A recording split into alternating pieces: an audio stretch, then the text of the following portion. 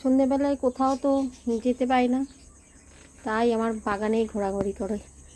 দেখো দিনের বেলায় তো দেখো একরকম, সন্ধেবেলায় এই আমার লাইটিং জ্বলে, কত সুন্দর লাগে না দেখতে। দিনের বেলায় একরকম, সন্ধ্যের পরে একরকম লাগে। তো এখন ওই উল্টো রাতের টোকেন কেটেছিলাম, সেই ভোগ দিতে এসেছিলো। এই দেখো না, এক ব্যাগ দিয়ে গেল। তো চলো ঘরের ভিতর যাই, গিয়ে দেখি তো কী কী আছে ভোগের মধ্যে। জগন্নাথ পুজোটা হয় আর সাইডে, তো চলো ব্যাগটা খুলে দেখি। উপর থেকে তো দেখছি অনেক কিছু আছে, টিফিন বক্সগুলো খুলি আগে। এই দেখো এতগুলো বাটি, তো সব বাটিগুলো খুলে দেখি কী কী আছে।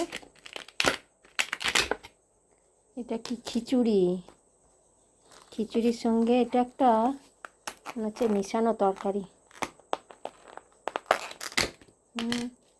এই যে আলু, পটল, কুমড়ো, বেগুন, আরও অনেক কিছু আছে, ঢাললে বুঝতে পারবো। আর কি দিয়েছে দেখি, ও এটা একটুখানি এই ফ্রাইড রাইসের মতন করেছে, হলুদ রঙের। আর তার সঙ্গে দিয়েছে আলুর দম, মনে হচ্ছে তো আলুর দম। হ্যাঁ, এই যে লাল লাল ঝাল ঝাল করে বোধহয় আলুর দম করেছে। আর চাটনি তো থাকবেই, এই যে ছোট্ট একটা বাটিতে চাটনি দিয়েছে। আর দিয়েছে এই যে মহাপ্রভুর প্রসাদ, এই দেখো মালপোয়া, লাড্ডু আর গজা না গাজা, এই গজা না খাজা কি বলে যে, এটা দিয়েছে। এই দিয়েছে আজকে প্রসাদ, প্রতি বছরই দেয়।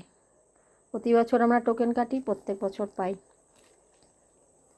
তো চলো এখন এটা আমরা ভোগগুলো থালায় সাজাই।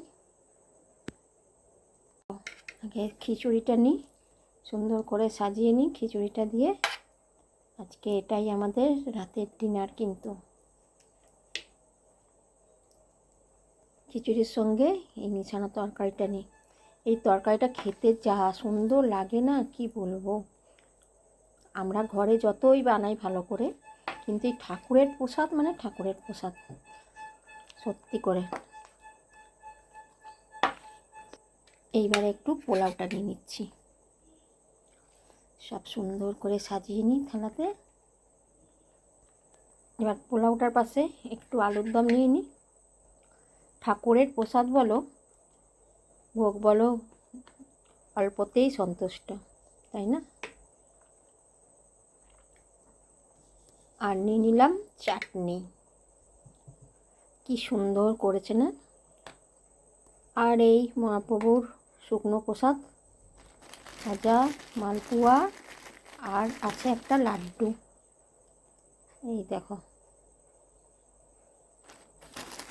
আর একটা দিয়েছে লাড্ডু, দেখেছো কি সুন্দর মহাপ্রভুর প্রসাদ।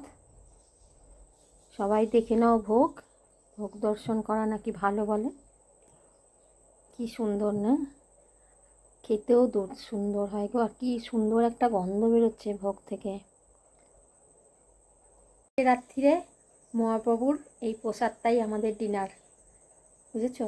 কেমন হয়েছে প্রসাদ অবশ্যই কিন্তু জানিও, ঠিক আছে? চলো তবে এখন রাখি, টাটা। সবাই ভালো থেকো, কেমন?